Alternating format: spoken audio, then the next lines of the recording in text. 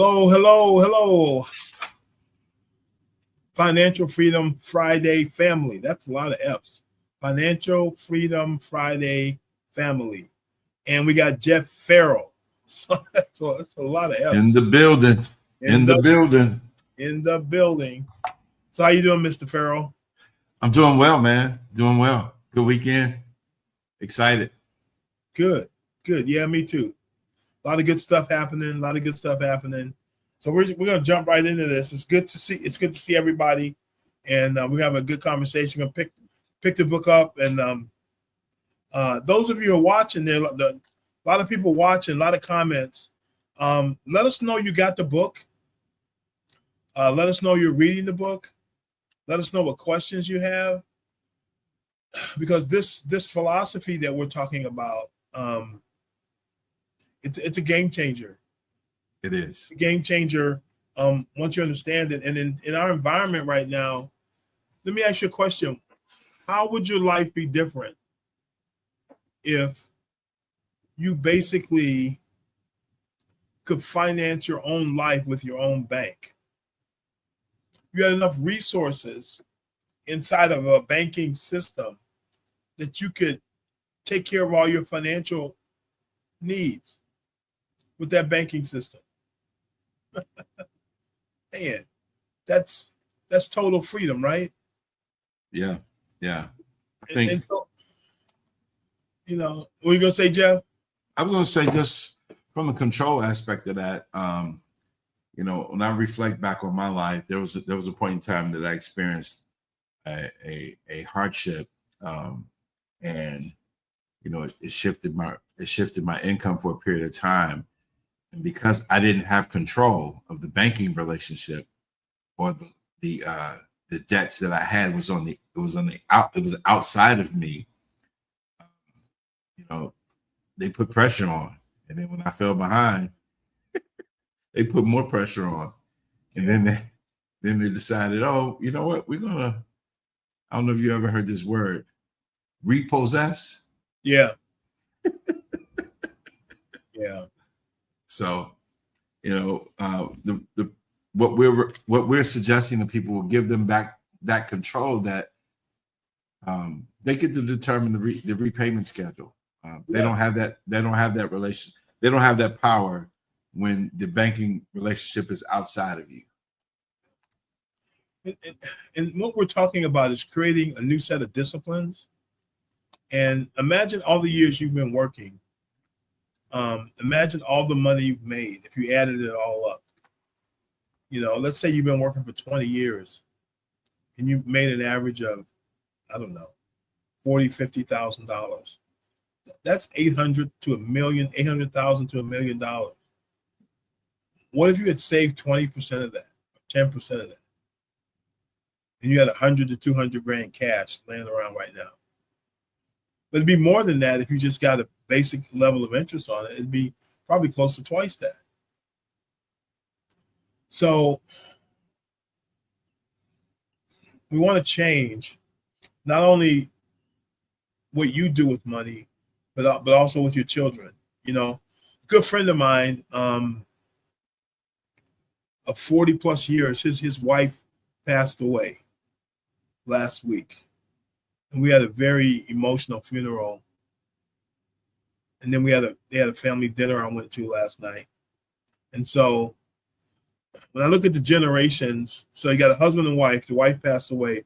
Her mother is still alive. His parents are both gone. So that's one generation. He's two. And then they have children. That's three. And they have grandchildren. That's four. There's 4 generations in that family still alive. And so the youngest one in this, that was at the dinner, there were 3 generations at the dinner, is weeks old. Right? Yeah. But some of the families that I'm being mentored by that are using this concept, when they have someone that's weeks old in their family, they open a financial instrument that they call it a bank. It's not a bank. They call it a bank on that new family member. and they start capitalizing that bank. Why? Because that baby, you want that baby to have a future, right? Yep. So how does a baby have a future? If there's resources and Yeah. finances put together. Yeah. Yeah. So when you think about it, like we're at church today, right? And when parents come in with babies, one or two, they come in with a whole boatload of stuff. Don't they? Yes. Yeah, man. They got this carriage thing, in our church, because it can be loud. They got earphones for the kid. All kind of stuff, man. Yeah. Yeah. So what are they doing? They're investing resources to make sure that child has what they need so they have a good experience. That's a good experience for a couple hours. We want our families to have good experience for decades. Yeah. So we have to capitalize on that, okay? So Yes. So this is something called the debt clock. You can go to this. It's called usdebtclock.org, and it looks like this, but the numbers don't, because the numbers are moving every second. The numbers are real, but I want you to see something. That U.S. national debt, and this was a couple of months. It's $36 trillion. The U.S. economy only produces $14 trillion a year, $15 trillion a year. So, Jeff, how would it be if you spent 2.5 times what you made? Can't do that for long. You can't do that for long. And that's the gross number. That's not the net number, because what the country makes in terms of gross domestic product, that's not the company's income, because the company's income is taxes, and taxes are lower, much lower. Okay, so here's the debt per citizen: 107,000. Debt per taxpayer: 323,000, because there are less taxpayers than there are citizens, right? Yes. Okay, so check that out. It's pretty amazing. Did you notice that bottom line that says U.S. federal debt to GDP ratio? Yeah. That's crazy. Yeah, that's what I was saying. 36 trillion to 14 trillion. Yeah. So here's some stats that might surprise you. We'll just kind of roll at them a little bit on. 44% of Americans said they guessed when asked about retirement planning decisions. So I'm going to ask the people that are listening today, are your retirement plans pretty concrete and written down?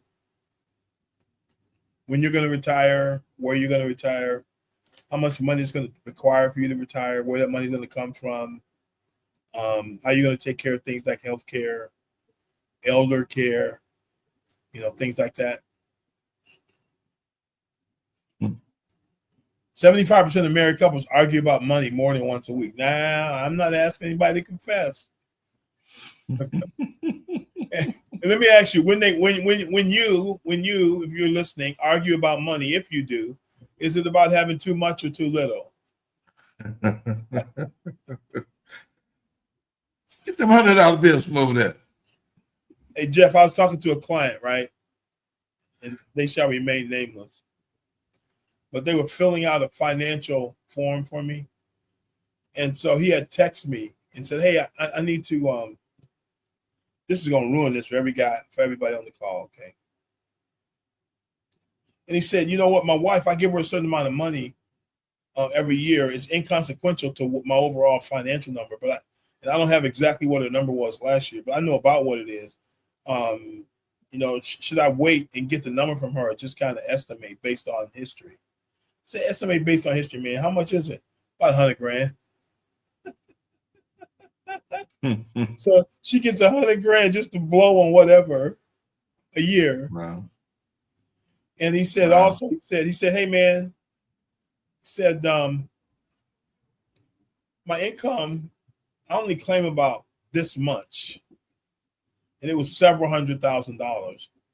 my income is actually this much. It's a couple million, because the couple million I use it for some business purposes. So what should I put down as my income?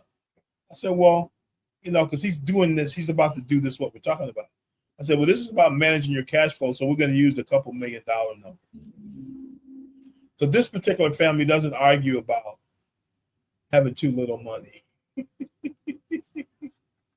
Yeah.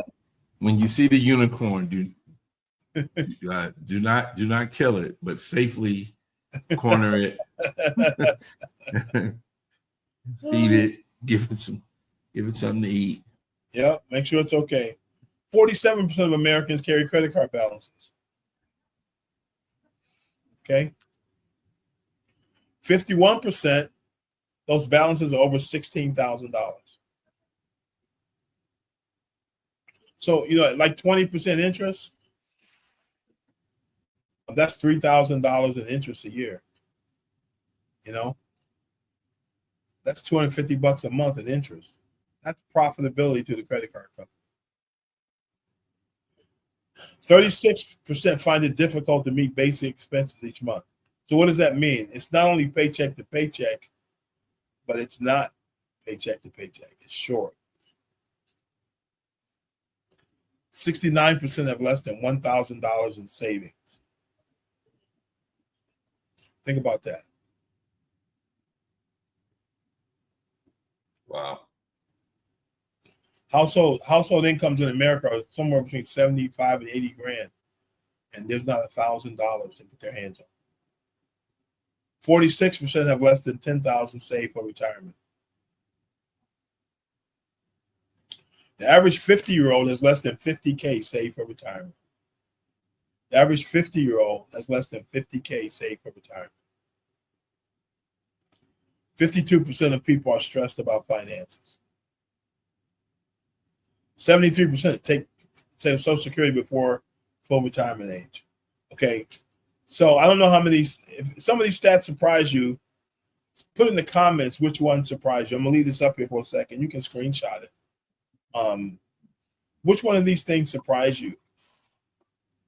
Which one of these things kind of is a warning sign or a danger sign, or says, wow, I had no idea, that's really bad? Did any one of these stand out more than another one to you, Jeff, that makes like, wow, this is really not good? Well, I can't pick all of them, all of the above. I think the 36% find it difficult to meet basic expenses is probably the most troubling, because if you're not even able to meet your basic month-to-month expenses, planning for emergencies, planning for retirement, all the other ancillary things are just not even on the table. Yeah, I probably have to agree with that one. So what the impact of these things have on families? Well, as you can admit, the debt has a ripple effect on families. It creates conflict. Yeah. Reduced relationship satisfaction.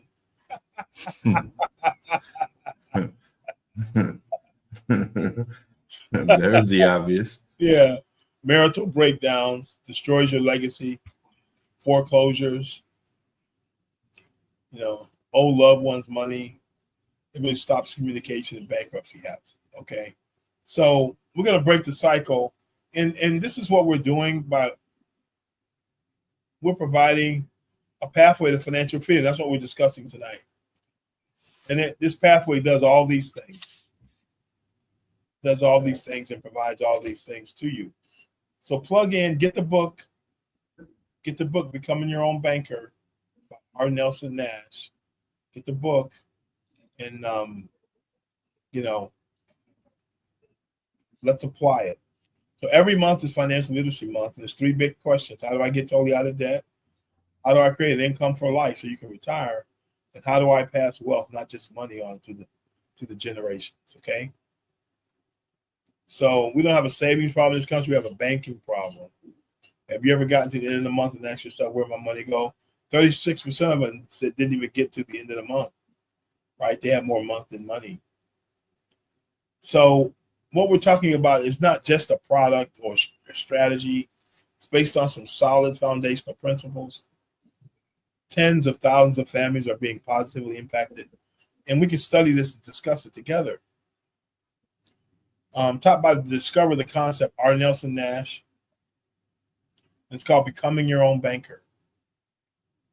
And I'm a member of the IBC training cohort. I'm going through this training right now. With literally people with thousands of years of experience are teaching these topics and how to apply them. And it's an eye-opening training, and it's a great community to be a part of. Okay. It's a philosophy of life, not a product. Yeah. It's a philosophy of life.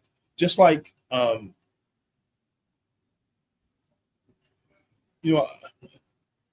had a tenant at one time, and my brother and my wife had gone by to check on this tenant and see what was up. They were behind on their rent, but they were complaining about some things that needed to get fixed at the house. And this person made a statement. They said, "What does me paying my rent have to do with you fixing things around the house?"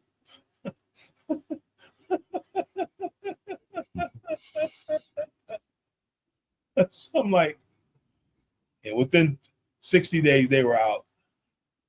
They couldn't make the correlation between, having the mortgage paid and maybe having some money left over to do repairs was important, and that was their responsibility since they were living in the house. But it's a thought process. Yeah. Mindset. It's a mindset. Yeah. So here's the book, Becoming Your Own Banker. Take a screenshot of that. Get this book. There's a lot of wisdom in this book. You'll love the story. This book was born out of hardship and necessity, much like a lot of things. When things get tough, if you want to win, man, you get mentally, emotionally tough, and you make things happen. Just the other day, Coco Gauff won the French Open.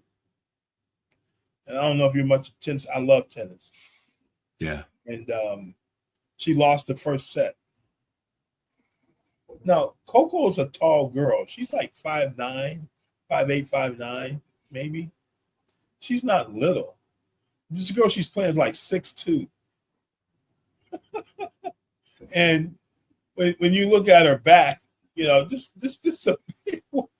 woman's hitting the ball like, man. And Coco withstood all that and beat her. Then the woman had the nerve to say, well, if the woman I beat to play Coco had won, she would have beat Coco. I'm like, what's that got to do with anything? You won the match and you lost. So why? And it's like, look, guys, the people around you, the people that are even in the same business you're in or whatever, your colleagues. So this woman is a colleague of Coco's. So what does that say that she thinks about Coco or that she thinks about herself? People have some wacky ways of thinking. Don't let them impact you. Don't let them impact you and what you're seeking to do. Okay? The way the French Open works is the two people in the final play, and the one who wins gets the trophy and several $1 million. That was Coco Gauff. And so, lady, if you think somebody else should have been there and not you and could have beat her, you got the wrong thought process to try to win. Okay? So, look, this book is about having the right thinking about money and changing some philosophies you have about money. And maybe even getting a philosophy for the first time and really writing it down and having a real strategy,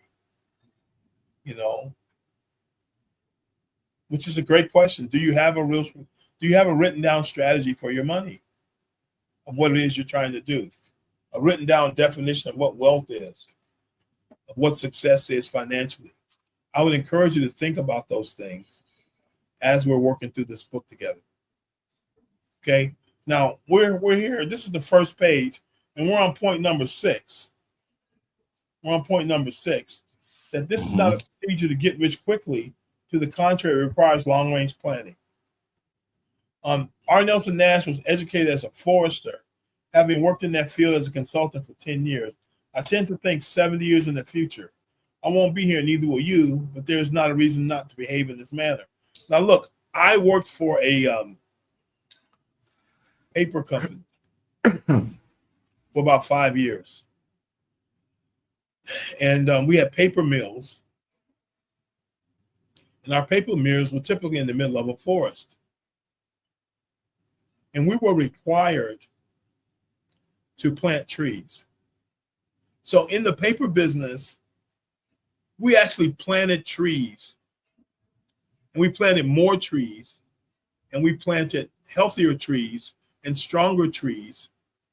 So that the net change over time is there were more trees available than when we start taking them down to make paper. And it was planned. So because if you're in the forestry business and you use trees to make money and you use them all up, what happens to your business? Goes away. It goes away. So you have to plan the resource so that as you're using it, it's still a growing resource. So you can keep your business going. There's a concept there. Yeah, man. So we're running a business called Our Family, and we want to make sure the resources are growing and they're going to be there for the future, for the long-term future, right? Yes. So it requires long-range planning. So I want to encourage you to start thinking, and it's really changing my thinking, to start thinking not just 10 years down the road, but 30, 40, 50, 100 years down the road. Okay, because guess what? You have parents, right? Mm-hmm. Your parents, so my mother was born in 33. I was born in 58. So that's 25-year difference, right? Mm-hmm. So let's just say her parents had the same gap. And that was my grandma, 50 years.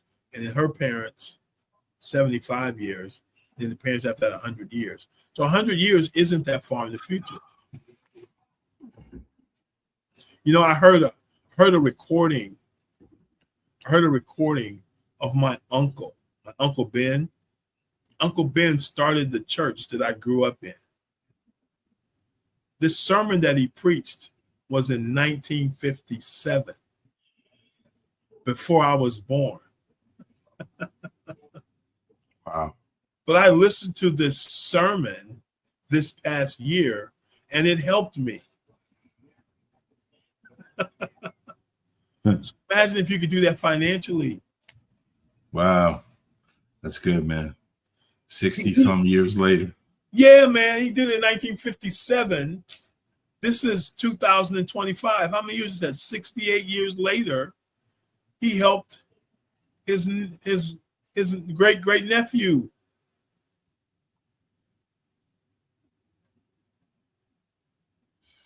That's what we're talking about here.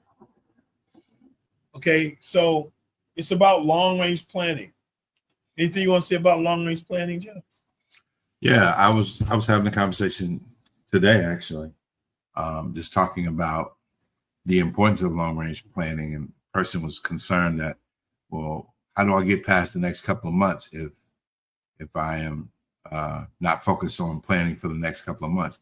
I said, well, when you identify really solid goals and principles that are based on what can happen long range, 2 months will take care of itself. But sometimes we're so much in survival mode that most people can't plan past the next week or two. Yep. And so this is related to a concept that's going to be discussed later in the book. It says, if you can't whip this particular law then you're doomed, because what you do is compared to what everybody else is doing. Yeah. And most everybody else can't overcome this particular law that exists, that people tend to not be able to overcome. This Parkinson's law is what it's called. And it says that work expands to the amount of time that you give it. Many times, the things that people want to do, they could get it done a lot sooner and a lot quicker and a lot more efficient, but they give it till whenever and they never get it done. Yeah. So you got to be willing to overcome that law and do the thing that you know you need to do that will get you where you're trying to get long range, long term. Yeah. And another part of that law talks about how, spending tends to grow to the amount of income you have. Yes. Right. Yes, it does. And so you don't live below your means. We'll cover that. Okay. And since your plan is if you're going to live forever, live as if you're going to die today, appears to be a good thought. I want to learn how to plan and act intergenerationally. Okay. So just like my friend, he passed away, and I know he had insurance on his spouse. And so he's going to be okay. And this sounds kind of crazy, and don't take this the wrong way, but if somebody passes away in your family, should you be better off financially because they did? Ooh, it's kind of a interesting thought, and if you take it too far, it's kind of like it could get twisted. But if you prepare correctly, and wealthy families do, when people pass away in their family, the family benefits financially. Now, come on, Gus, that's kind of brutal. But if you knew something was going to happen in the future, it's the inevitable. If you knew something was going to happen in the future, and you could invest in it happening, and if you could invest in it happening and you get paid 10 to 20 times what you invested, would you invest in that thing? And it's not illegal. It's not immoral. You don't do anything wrong. Yep. You know what that thing is called, Jeff? It's called dying, Gus. It's called dying. And the thing you invest in is called life insurance. Yeah. So life insurance all must do it. Become an asset for you. Mm-hmm. Okay. So I know there's a company that I worked with, and there's some agents for this particular insurance company, and they sold Shaquille O'Neal one of his policies. And it wasn't a 6-figure death benefit, and it wasn't a 7-figure death benefit. It was something higher than that.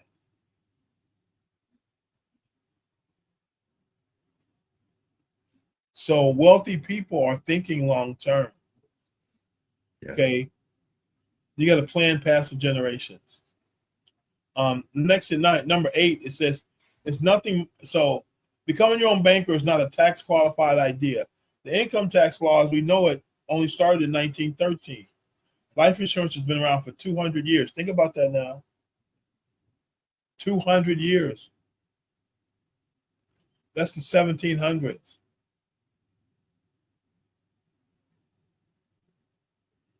It's nothing more than like-minded people contracting with one another to solve a financial problem. And if we use a company that, like the product that we use to do this is called a whole life insurance product with a mutual company. What does that mean, mutual? That means the company's privately held and is held by the people who own the insurance policies. And the insurance company with the contract called your insurance policy is contracted to do specific things. You're the one in the control as the policy owner. And you control the insurance company's money and what they do with it.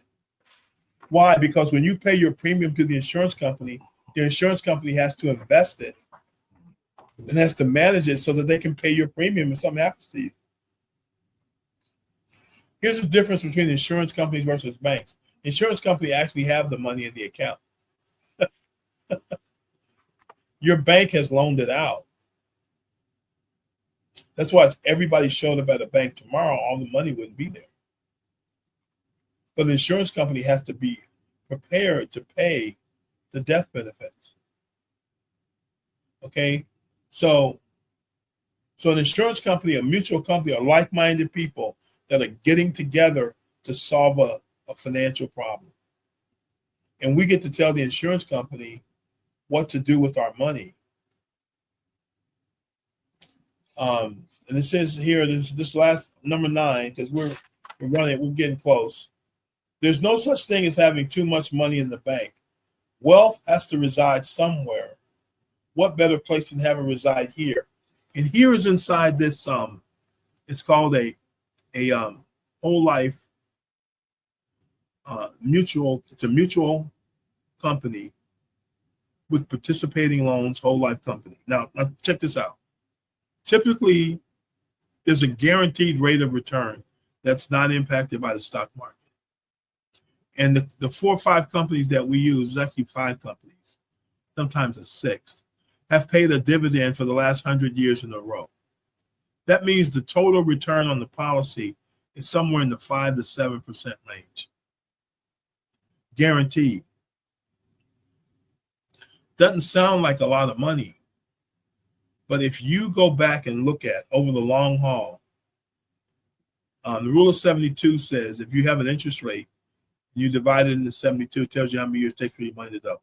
So if you have a 6% rate, it's going to double every 12 years. Right? So if you have a person born in your family, how will they live till, you think? Most people nowadays, Jeff? At least till 75. At least till 75, 80. So let's say at the beginning you put $1,000 away for them. Just $1,000. And it doubled 7 times. So Jeff, $1,000, let's double it 7 times. First double is 2,000. Yep. Second double is 4,000. Yep. Third double is 8,000. Fourth double is 16,000. Fifth double is 32,000. Sixth double is 64,000. Seventh double is 128,000.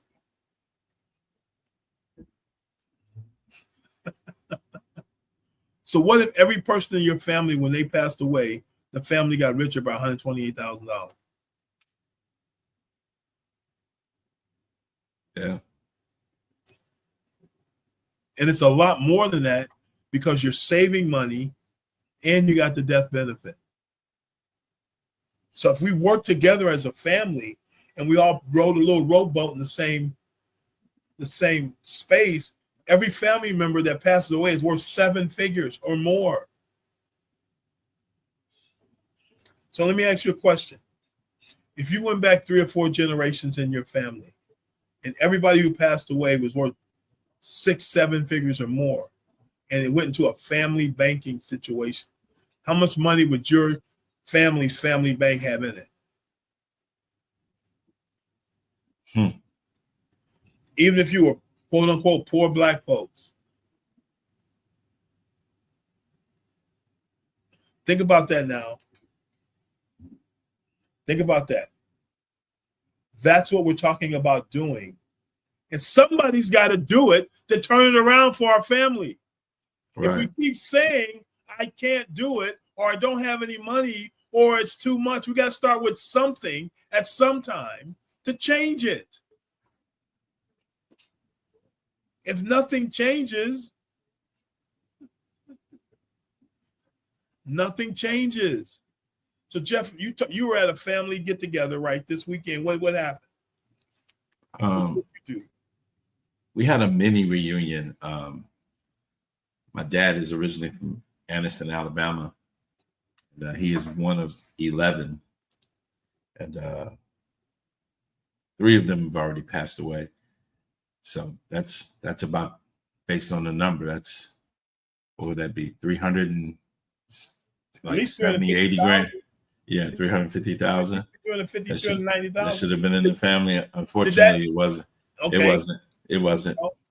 But interestingly, we had they gave us a keepsake because we wanted to honor where we came from, at least as much of it as that we know. So they were focusing on my grandparents, Rosie and Hartnett Farrell. I don't know if you can see that. Got to blur it out a little bit. But this says, remembering the lives and continuing the legacy of Hartnett and Rosie Farrell. And, you know, I use that as a talking point with some family members to say, what are we doing so that 100 years from now, they'll know who Rosie and Hartnett were and who you were and who and what we did at this time to make sure that there was provision and opportunity for them. So. Yep. So we're going to move on to the second page of the introduction. We'll cover that next week. We'll start at point number 10. Okay.